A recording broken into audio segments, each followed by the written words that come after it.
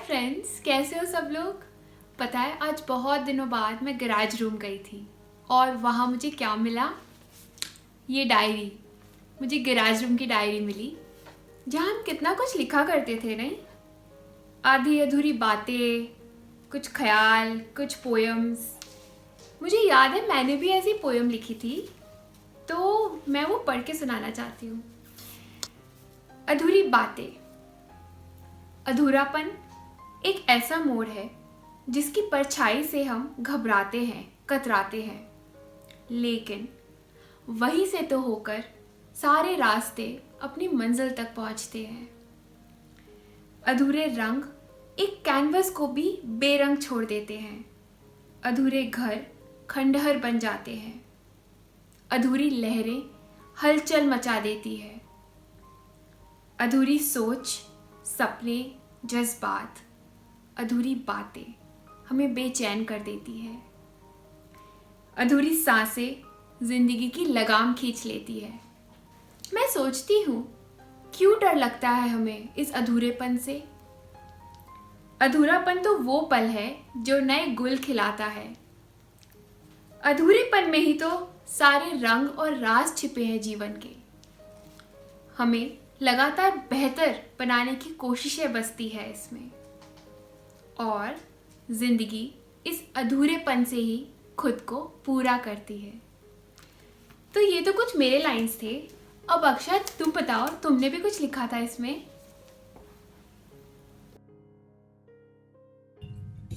वाह स्नेहा, तुमने तो काफ़ी अच्छी और गहरी लाइनें लिखी हैं। मेरी कुछ लाइनें थोड़ी मजाकिया सी हैं। वो अधूरी सोच जो रहती हाक्का नूडल्स की तरह बेकाबू, उस अधूरी सोच की कीमत तुम क्या जानो रमेश बाबू। कभी पकड़ में आ जाए तो उसकी जलेबी बना लेना और इसी बहाने खुद को खुद से मना लेना। वाह स्वाति, यहाँ कुछ आपकी भी लाइंस दिख रही है, क्या आप खुद पढ़ना चाहेंगी? बिल्कुल अक्षत। वैसे तुम्हारे ख्यालों के बारे में क्या कहना? कोई एक सोच को जलेबी और हक्का नूडल से कंपेयर कर सकता है? बहुत ही बढ़िया। हम सबकी तरह मैंने भी इस डायरी में अपने बहुत सारे आइडियाज और बहुत सारे ख्यालों को कैद किया है। जैसे कि इसमें तो मैंने ड्राइंग भी बनाई है। ये मेरी एक बारिश के दिन वाली एक गहरी सी याद। ये कविता मुझे काफी हद तक याद भी है, मैं सुनाती हूँ। एक साइकिल लड़कों वाली जिस पर बैठ सकती है एक और सवारी।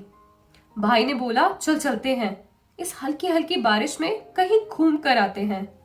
मैंने एक पल ना सोचा और बोला चल, जब तक सब सो रहे हैं हम थोड़ा भीग कर आते हैं। मैं जैसे तैसे करके उस साइकिल के डंडे पर बैठ गई। भाई ने साइकिल क्या चलाई, मैं अपनी धुन में बहस ही गई। उसने अचानक साइकिल को एक हलवाई की दुकान पर रोका। शायद उसे कुछ याद आया। उसने जैसे ही अपनी जेब को टटोला तो 5 रुपए का नोट पाया। उसने मुझसे पूछा क्या लेगी बहन, जलेबी, समोसा, लड्डू या लस्सी मलाई वाली। हम दोनों ने एक दूसरे की तरफ देखा और मुस्कुराकर कहा नहीं, बर्फी नारियल वाली। ये थी मेरी एक याद बारिश के दिन वाली। सुदीप्ता, मुझे याद है कि आप भी गैराज रूम आते थे और अपने बहुत सारे आइडियाज और बहुत सारे ख्यालों को इस डायरी में लिखते थे। क्या आपकी कोई ऐसी सोच है जो आप इस डायरी से हमें पढ़ के सुनाना चाहते हो?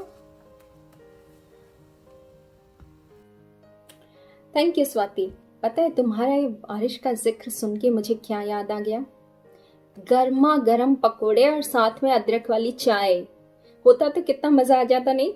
चलो इस ख्याल के साथ आगे बढ़ते हैं और देखते हैं अगर मेरे पास भी कुछ है शेयर करने लायक तो। हाँ, ये सुनाती हूँ। कागज पर लिखी हर शब्द की कीमत होती है। कागज पे लिखी हर शब्द की कीमत होती है। हाँ, कुछ बेहद अनमोल और कुछ रद्दी के भाव बिकती है। क्रांतिकारियों के शब्द सत्ता बदल दे और कुछ फेक न्यूज तो आपका इतिहास ही बदल दे। यूं ही नहीं कलम से उभर कर दिल तक पहुंच जाती है। कागज पे लिखी हर शब्द की कीमत होती है।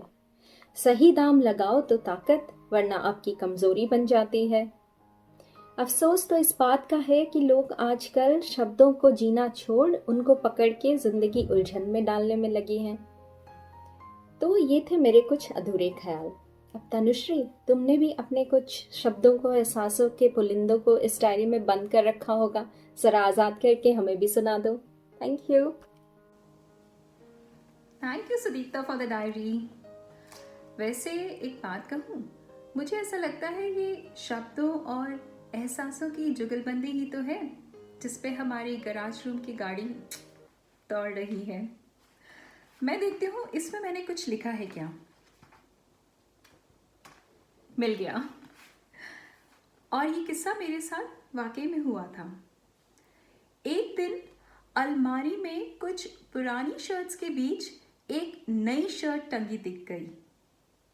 उसे पहन बड़ी शान से मैं ऑफिस चली गई। सबका न्यू पिंच कहना, शर्ट की तारीफ करना, बोलना काफ़ी महंगी दिखती है। लगने लगा मानो मैंने कुछ डिज़ाइनर है पहना। पर उस दिन लगा क्यों नहीं लोग हाव भाव और स्वभाव देखते हैं, क्या वो केवल चीज़ों का भाव देखते हैं। मेरी बॉस ने भी पीठ पे थपकी दी।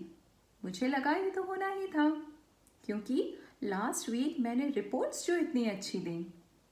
फिर बॉस ने कहा शर्ट तो है अच्छी, मगर प्राइस टैग के बिना ज़्यादा जचती। किस्सा है ये उस प्राइस टैग का।